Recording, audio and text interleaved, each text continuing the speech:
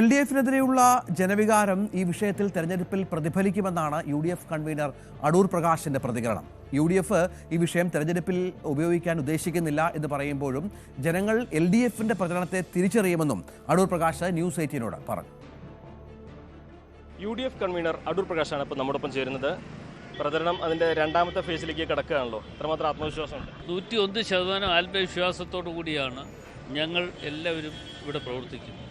ഞങ്ങൾ ആ ആത്മവിശ്വാസത്തോടു കൂടി ജനങ്ങളെ നേരിട്ട് കണ്ട് കാര്യങ്ങൾ ബോധ്യപ്പെടുത്തി ഞങ്ങൾ മുമ്പോട്ട് പോവുക എന്നുള്ള ഏക ലക്ഷ്യമാണ് ഞങ്ങളുടെ മുമ്പിലുള്ളത്.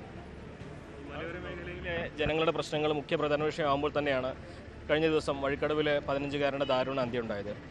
പക്ഷേ അത് UDF രാഷ്ട്രീയമായിട്ട് ഗൂഢാലോചന നടത്തുന്നു എന്നുള്ളതാണ് LDF-ൻ്റെ ആ വിഷയത്തിലുള്ള ഒരു ആരോപണം. മാത്രമല്ല അവർ വഴിക്കടവ് പഞ്ചായത്തിലേക്ക് മാർച്ച് പ്രഖ്യാപിക്കുന്നു.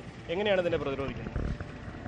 വഴിക്കടവ് പഞ്ചായത്തിലേക്ക് മാർച്ച് പ്രഖ്യാപിക്കുന്നതിനേക്കാൾ നല്ലത് ഈ പ്രഖ്യാപിച്ച ആളുകളെല്ലാം കൂടി വനം വകുപ്പ് മന്ത്രി ഇവിടെ ഉണ്ടെന്നാണ് അറിഞ്ഞത്. അദ്ദേഹത്തെ തടഞ്ഞു നിർത്തി കാര്യങ്ങൾ ചോദിക്കണം. അദ്ദേഹം ഈ നാട്ടിലെ ജനങ്ങൾക്ക് സുരക്ഷിതത്വം കൊടുക്കാതെ മുൻപോട്ട് പോവുകയാണ്. ഇന്ന് കടുവ ഉൾപ്പെടെയുള്ള മൃഗങ്ങൾ ജനങ്ങളെ അറ്റാക്ക് ചെയ്യുകയാണ്. നടപടികൾ സ്വീകരിക്കാതെ ഇതാരോ ഗൂഢാലോചന നടത്തിയതാണ് എന്ന് പറഞ്ഞൊഴിയുന്നത് ഒരുമാതിരി മറ്റു ഭാഷയിൽ പറഞ്ഞാൽ വേറെ ഭാഷ പറയേണ്ടി വരും. ഞാൻ അത് പറയുന്നില്ല.